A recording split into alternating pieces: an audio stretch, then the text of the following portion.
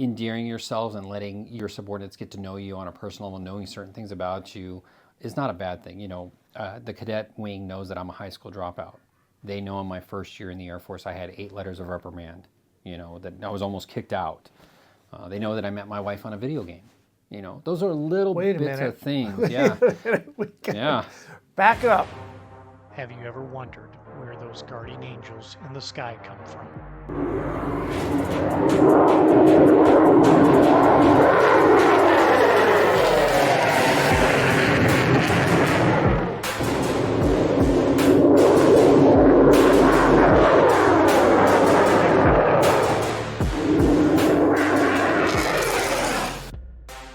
Today, I sit down with Lieutenant Colonel Shane Richardson, commander of Air Force ROTC Detachment 025 at Arizona State University. Together, we discuss what it takes to make future Air Force leaders.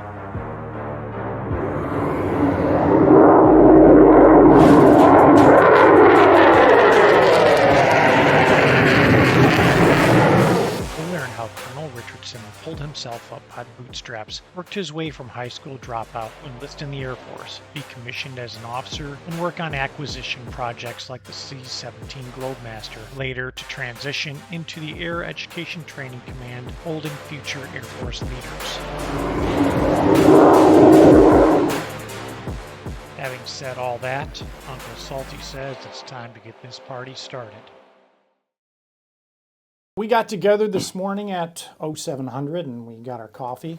Shameless plug for the Arizona Elk Society. They have a veterans program called Hunts for Heroes, which I'm a big fan of. They take veterans who are disabled, and I'm not talking like, you have to be seriously disabled, but they have a criteria on hunts. They get donated hunts to, to take, let's say you want to go and hunt an elk. And, it's hard for you to get out in the field. Scouting is a big part of hunting. It's actually the hardest part. Right. While hauling the the meat out is really the hardest for an elk. But just getting out there is hard for some disabled veterans, and they've got a great program. In addition to that, they have fishing lessons. They'll teach you to fly fish. Okay. Yeah, Keeps veterans active. Yeah, you can sign up for it, and they get donated fly fishing gear too. So anyway, Gotcha. Shameless plug for those good folks at the Arizona Elk Society. So we met at 700. We got our coffee going. What's your typical morning routine like? Typically, we're kind of in the summer months right now, so usually when I come in, I go straight to the gym. I've got to maintain my PT because, we've got 200 cadets who are looking to the cadre, for example. Yeah. And whether I like it or not, I've got to be out there kind of doing some PT with them. For some reason, misery loves company. And then it's a lot of admin for the summertime, unfortunately. But, right. Checking email, doing email. We're in the middle of hiring cycle for FY25 right now. So, you've got a bunch of new people who just checked in. We got to look at candidates, myself and the operations officer. We're going to interview all those to make sure we get the right fit for our team. Field training is going on right now. For the Army, that takes place at Fort Knox. For us, it takes place in Alabama. So this detachment has a little over 30 cadets down there throughout the summer. It's a constant cycle. How long is their summer camp? 2 to 3 weeks. Okay. They've changed it where to about a third of the cadets who go to field training now, they get to do a follow-on officer development training, which it takes them out to a base, exposes them to a lot of different jobs that they might see in the Air Force, tries to get them level set so the following spring when they're doing their job preference survey, they have a better understanding of what they really want to do in the Air Force. So it's a great shift in our program. It's the first time that we've really done it to this magnitude in Air Force ROTC. I think it's value added, so excited for it, looking forward to seeing what they come back and say about the whole experience. I think endearing yourselves and letting your subordinates get to know you on a personal level, knowing certain things about you is not a bad thing. The cadet wing knows that I'm a high school dropout. They know in my first year in the Air Force I had 8 letters of reprimand, that I was almost kicked out. They know that I met my wife on a video game. Those are little bits of things. Yeah. Yeah. Back up, because that's a funny story. I mean, that's funny because I have a parallel story. How did that happen? Which video game? EverQuest. A lot of people have never heard of it. It's a precursor to WoW, the World of Warcraft. It was one of the first ones. And at the time I was actually married and she had a boyfriend. And we just played together in this game. Sure. And then at some period, she was single, I was single, you know, Sure. and eventually it just worked out, you know. We've been. Were you like near each other, or No, was this I was long in distance? Vegas and she was in Quebec. So she's Canadian. Oh, that's right. Yeah. That's right. Quebecois. Yeah, she's Quebecois. So, you know, it's but those kind of points, those kind of things endear yourself to your subordinates. Okay, I'm exposing some of myself to you. Sure. I don't let my emotions get the best of me, though. I'm very level-tempered. I you know, when I'm either frustrated or upset, that's for the ops officer to see, and even she doesn't see it much. Right. Yeah. Well, you know, we all have to start as second lieutenants when you come Yes, to the we do. officer corps, and Yes, we do. you know, and to be honest, you know, it depends on the career field you're in, what job you're in, on how much you're exposed to national security policy and how much it will factor into your daily operations. You know, if you early in your career you get assigned to the Pentagon, you're going to have a much more cognizant recognition of how national security policy fuels everything that we do. But if you're down at a base, maybe working in an acquisitions program, you know, you're not, that high level policy making is not necessarily affecting you at your tactical level. So for me as an officer, I really didn't start being exposed to national security policy until I was mid to senior level captain, you know, Okay. SOS, you know, my first PME. SOS Squadron Officer. Squadron Officer School, yes. I kind of worry that the kids, I don't want to use kids as a derogatory term, but they're young Yep. and they're focused on the screen in front of their face instead of what's going on Screenagers. around. Yeah, instead of what's going around the world. You know, I've long since tried as a leader to divorce myself from the bias that might exist in me because I grew up in a different period. Sure. So, you know, that's part of the fundamental challenge of being an ROTC detachment cadre member is how do I communicate with the cadets on a level that they understand. So typically I don't, if I have great news where it's like, oh my God, I really want to talk to this cadet and they're not, like this summer, you know, I'll call them. If it's something important like that. But if it's a routine thing, like I just mentioned that we have this cadet, she's going to the UCOM internship this summer. She's leaving early next week. I didn't call her for that. It's a routine thing, but I did send her a text because that's how they are receptive to communication. Sure. I said, hey, good luck. You're going to do great. Looking forward to seeing what you bring back to the detachment. Lieutenant Colonel Richardson, you know, just not a personal message, but something that like, hey, I'm thinking about you, that investment that I'm talking about. Right. But you know, it's on their level. And so, you know, fundamentally, you know, how do veterans communicate with the younger generation? You know, there's an evolution that maybe Right. can be considered there There's too. there's a communication barrier because of the electronic communication age. I don't view it any different, but to your point is I advise the cadets that, you know, anything you post on your social media accounts, you know, leave yourself open. How do you want your subordinates to view you? Even within the cadet wing, you know, we have a senior cadet, we have a freshman cadet. You know, I don't have any restrictions on if a senior wants to date a freshman. If they find love, I don't care about it. I'm not worried about that. But, you know, if you can't maintain your leadership role, or if you're posting things on that are maybe risque in nature, and you're portraying yourself in a light that maybe you would not want your subordinates to see, be careful about that.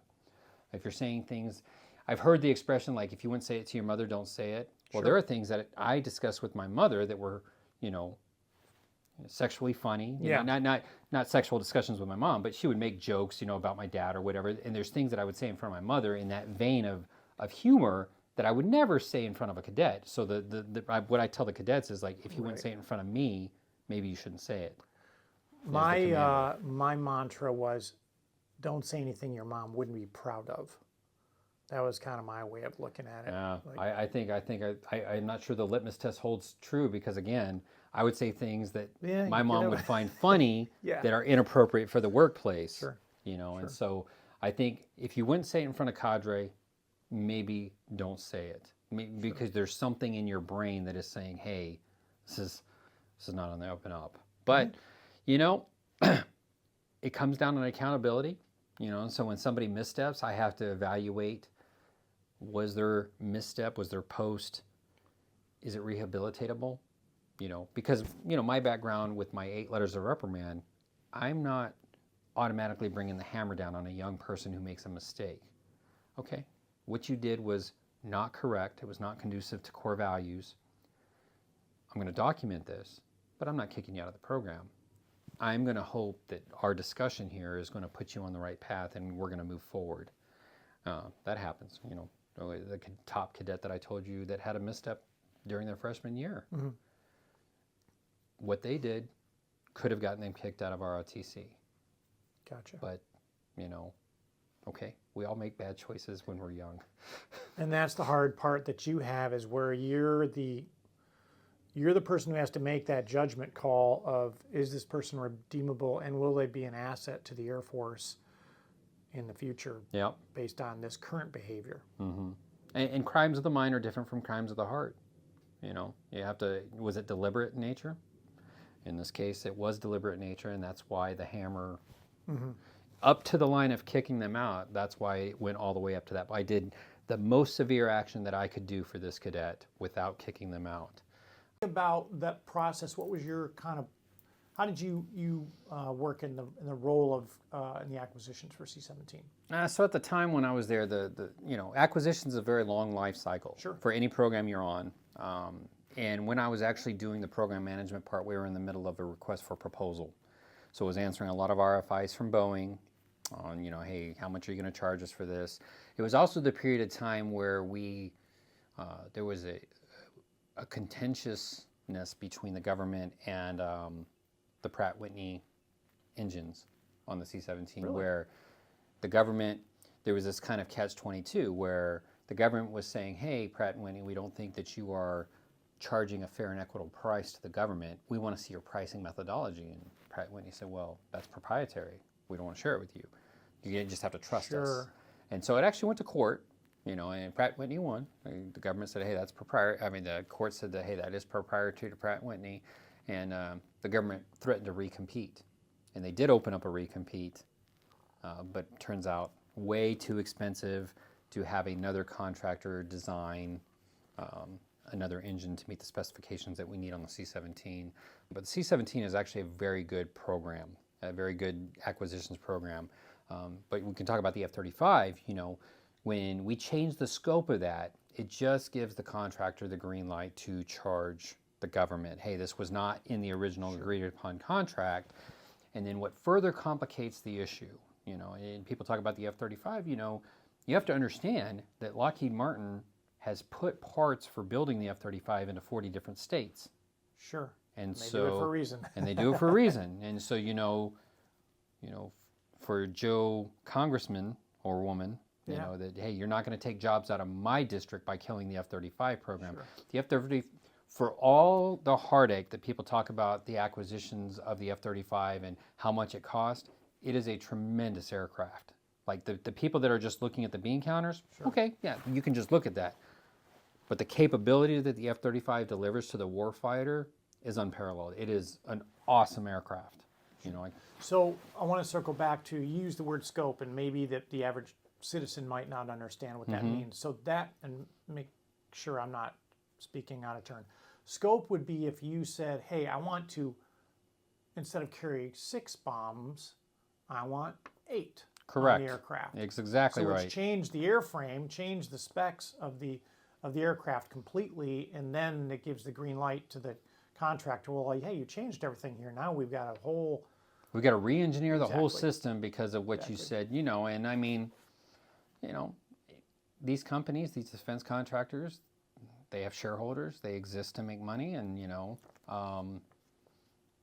they're looking for that taxpayer dollar. And so we just have to be, we need to put the right politicians in place who control that kind of cost.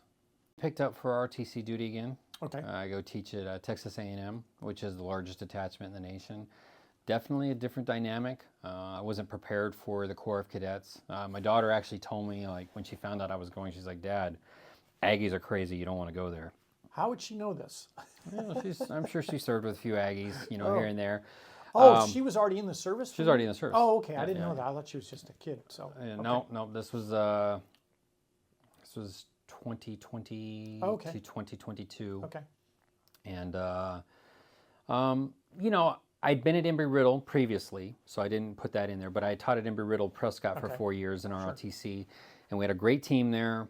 And I saw the effect that on an individual level, one person's leadership could have on the team. So every person in the detachment was having an effect, but I could clearly see the effect that everybody was having. And so going down to A&M, I was like, oh, you know, I have this belief that I can influence the detachment to get to this leadership, mentorship that I want them to do.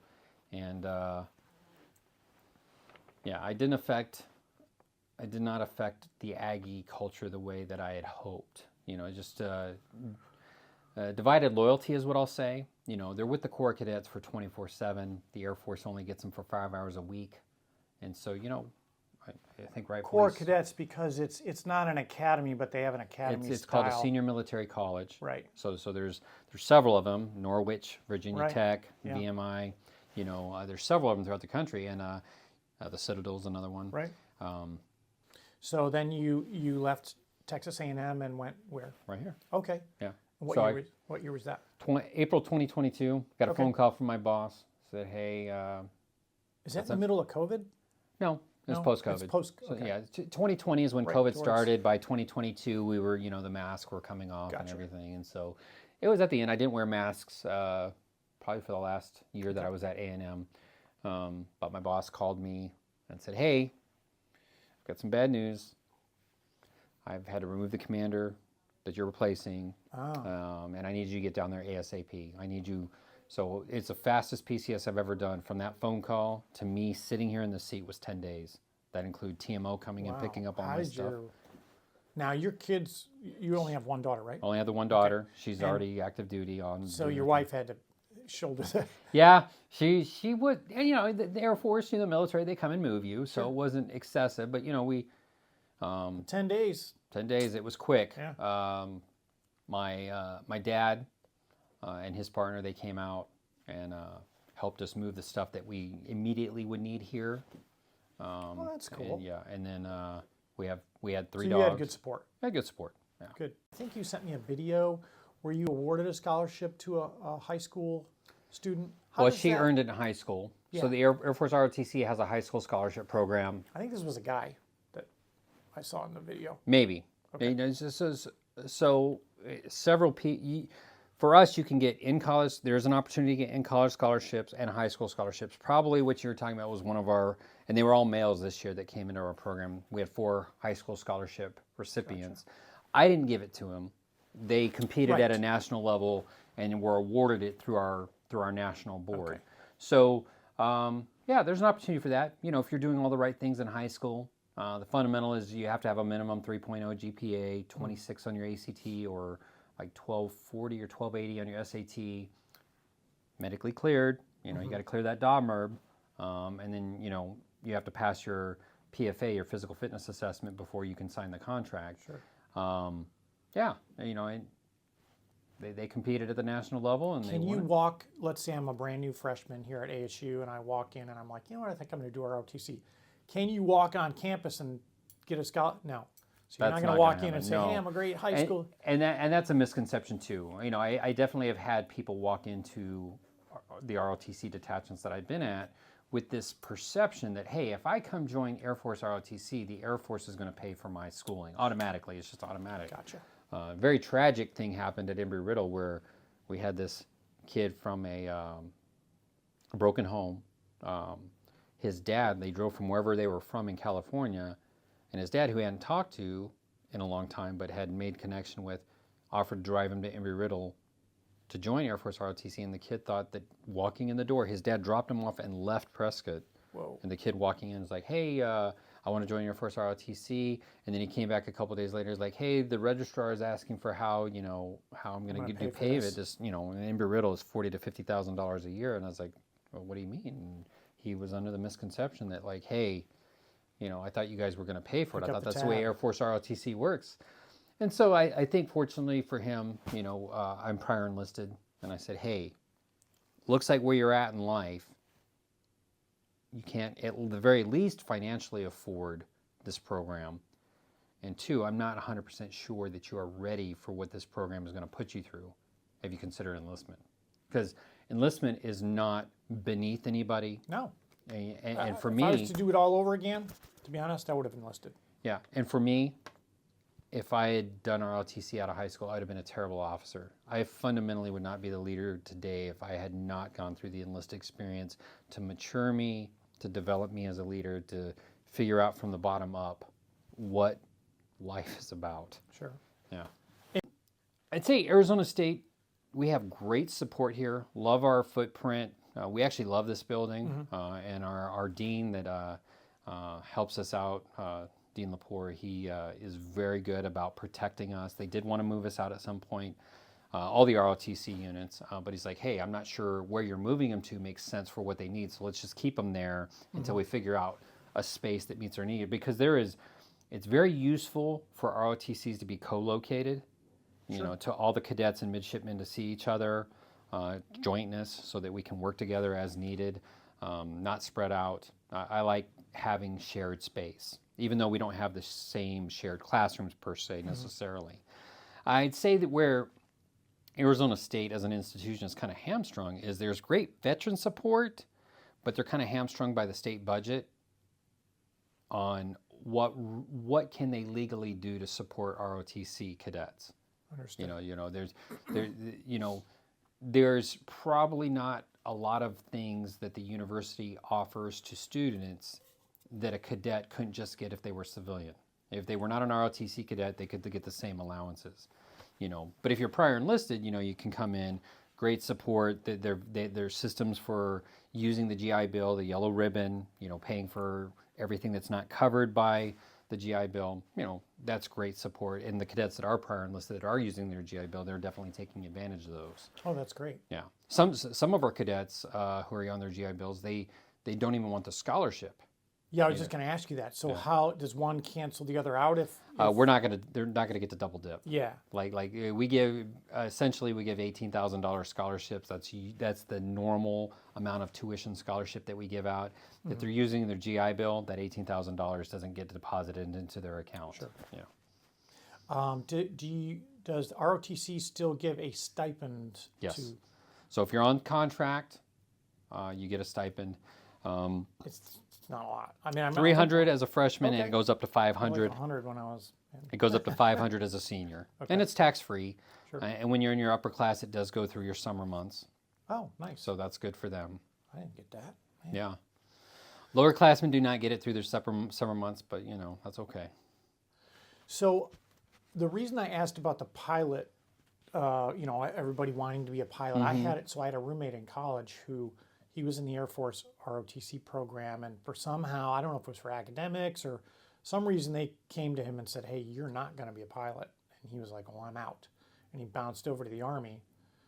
And it was a weird time because I want to say it was 1990. They were downsizing the military. And so I was 1 year ahead of him. I had 2 roommates who were a year behind me, and they both were offered. They had 4-year scholarships, so their school was paid for. And at the end of their senior year, they were told, you can opt out, you can leave and walk away. And I was shocked. In this program, the end goal is to make you an Air Force officer. This program is not designed to make you an Air Force pilot. Fundamental difference a little bit in the way the Army ROTC program is structured. You can almost just, as soon as you commission as a lieutenant in the Army, we'll give you a rifle and you're a soldier. In the Air Force, we're going to send you to a tech school to equip you to do what you need to do. You're not ready to be an intel officer. You're not ready to. There's not this mission that the Air Force has that mirrors maybe the Army's fundamental core mission of being a soldier. And so that's one of the things we prep them with. The second thing that I can constantly communicate to them is the number one reason why cadets who want to become pilots don't become pilots, but meet all the requirements, academically, physical fitness test, all that stuff, is medical disqualification. And in fact, our number one cadet, our distinguished graduate from this past commissioning class, disqualified for colorblindness from being a pilot. Whoa. Yep. Now, I have had instances at Embry-Riddle I recall that there was somebody that wanted to be a pilot. He got disqualified from the Air Force, but the Army actually said, yeah, we'll take you and we will make you a pilot. You know, different than when you went through necessarily, probably more some fidelity on the contract now. And I know for me and our commander, we were willing to support that because I think we had a very healthy view of, I don't view the Army or the Navy as competitors. We're brothers and sisters. And if somebody wants to fly and they want to go fly and the Army will take them and they want to go fly, I'd rather you be a happy soldier than an unhappy airman because we forced you to do something. Unfortunately for that young cadet, the ROTC commander at the time did not share our view on that, and she was like, no, he's going to enlist or he's going to finish the program, become whatever it was. Yeah, you know, different viewpoint. But now that I'm the commander here, I've had some more latitude on how I view that. One of our top sophomores last year came to me, actually this spring, last January. He's like, hey, sir, I think the Navy has more of what I want to do.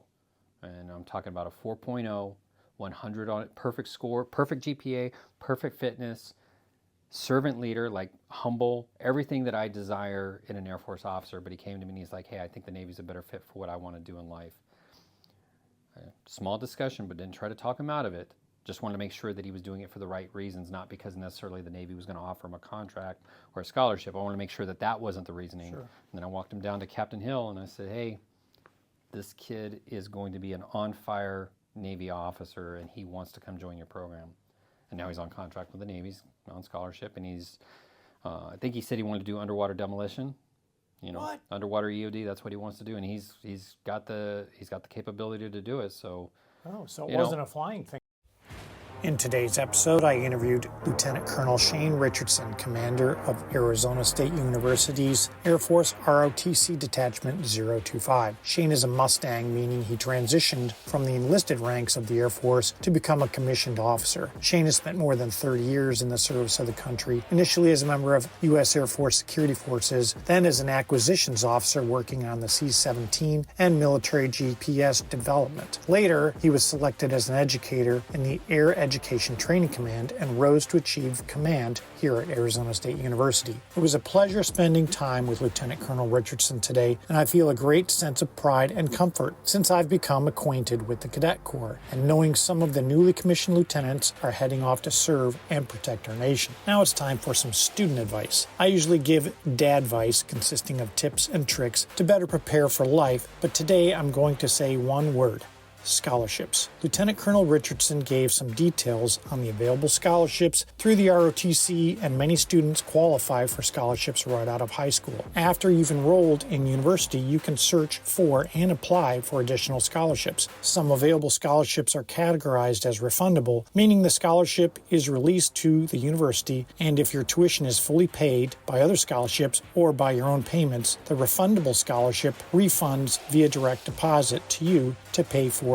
expenses such as room and board. I will put a link in the show notes to the ASU Scholarship Search Portal. If you're a veteran, there are scholarships specifically set aside for veteran students, so take a look in the search portal and do some searches for veteran organization scholarships on your own. If you've learned something from today's story that's useful in forging your own path, reach out to us at our email at pathfinderpodcast@fastmail.com. Please like and subscribe to the Pathfinder Podcast and share the show with all those you feel might benefit from the Pathfinder stories. This is Salty the Sun Devil, coming to you from the mobile Pathfinder studio at ASU's Air Force ROTC Detachment 025 here in beautiful Tempe, Arizona.